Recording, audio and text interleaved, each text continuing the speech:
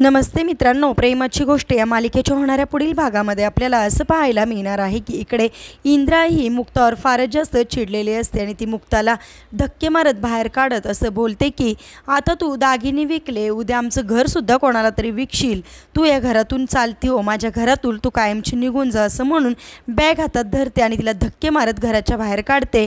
तिथे मुक्ताचे आई वडील सगळेजणच असतात, परंतु कोणीच काही करू शकत नाही कारण इंद्राला राग हा अनावर झालेला असतो। आणि ज्यावेळेस इंद्रा मुक्ताला धक्के मारून हाकलून देते त्याच वेळेस नेमका तिथे सागर येतो आणि सागर मुक्ताला सावरतो आणि म्हणतो की एरवी तुमचं पटापटा तोंड चालतं, आज काय झालं, बोला ना, तोंड चालवा ना असं म्हणून तो मुक्ताला ओरडतो आणि म्हणतो की ज्या व्यक्तीने अख्ख्या घराची आपल्या आबरू वाचवली ती व्यक्ती, ती सून घराच्या बाहेर जाता कामा नाही असं म्हणून मुक्ताचा हात धरून मुक्ताला घरामध्ये घेऊन येतो। म्हणजेच आता स्वातीचं जे काही लफडं आहे ते सगळं काय आता सागरला समजलं असेल का आणि मुक्ताने स्वातीमुळे दागिने घाण ठेवले आहेत हे सुद्धा सत्य आता सागरला कळलं असेल का?